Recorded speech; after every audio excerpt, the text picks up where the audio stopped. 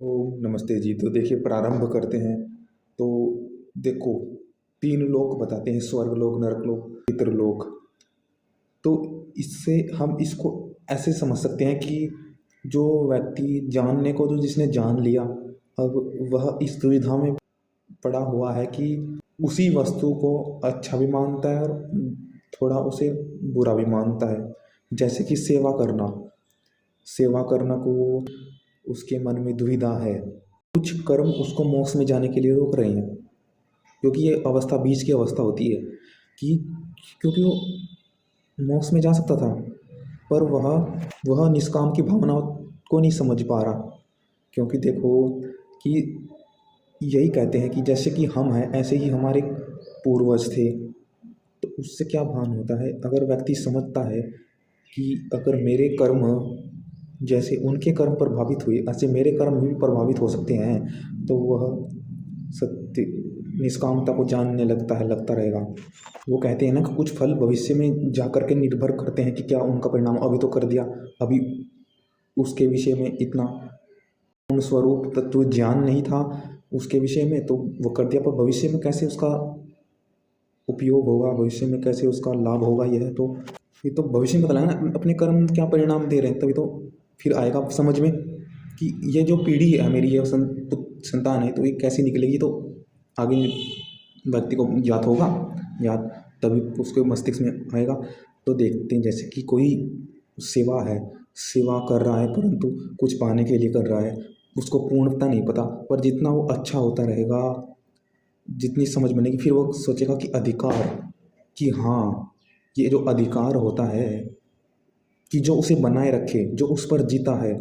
जैसे कि हमारे पूर्वज थे, जो हमारे अन्य इस व्यक्ति थे जो इस स्थान पर थे, वह उस अवस्था में जिए थे, इसलिए उन पर उनका अधिकार था। अब हम जी रहे तो हमारा अधिकार है, तो सबका सब पर अधिकार। ये समाज पर, हमारे समाज के अन्य व्यक्ति हैं, इन पर भी इनका थोड़ा थोड़ा अधिकार है। तो अपनी ओर से हम इनको कुछ सेवा दे सकते हैं मुफ्त में, उस निष्कामता से, क्योंकि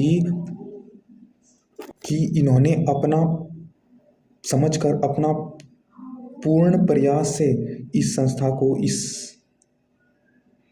को कार्य किया। पूर्ण हृदय से इन्होंने अपना उसमें योगदान दिया था, अपना समझकर उसको करा था। जब इसमें जीते थे, ये इसको अपना ही समझते थे, इस संस्था को, या इनके जो संतान भी कर रही है इनको ही अपना समझ कर रही है। ये जो कर रहे हैं, जो भी यहाँ संसार में और जितना भी संसार है, अपना ही समझ करके संसार में अपना योगदान दे रहे हैं, कार्य करें तो इनका भी इस पर थोड़ा हक है। तो सेवा निष्कामता से जब व्यापक हो जाता है मस्तिष्क, तो हम सबको निर्भय होकर के, सबको एक समझ करके, अच्छा मान करके सेवा देते हैं, अपने कस्बे अपने गुण को जानते हैं। क्योंकि कहते हैं कि दान दाने पर लिखा है, खाने वाले का नाम, लेने वाले करोड़, देने वाला एक राम। तेरे बस में नहीं कि तेरे किस्मत की लिखी हुई है किताब, तेरे एक एक दिन का है उसमें हिसाब। तेरे बस में न सुबह तेरी शाम देने वाला एक। तो इसमें कहना क्या चाहते हैं, चाह रहे हैं कि अगर हम समझेंगे तो हमारा भी वह ही होगा। अगर हम श्रेष्ठ हुए तो हम भी स्वर्ग में जाएंगे, अगर निकृष्ट हुए तो नरक में। तो वह अवस्था जैसी पूर्वजों की हुई, ऐसी अवस्था हमारी ना हो। अगर हम श्रेष्ठ चले तो फिर हम, क्योंकि हमें नहीं पता कि हमारा आगे का कर्म क्या परिणाम दे, हम किस भाव से क्या कर दिया, हम कैसे समझते हैं हमें नहीं पता, हमने किस भाव से किया, हम उसको पूर्ण समझ नहीं पाते। अगर पूर्ण समझा तो स्वर्ग में जाएंगे।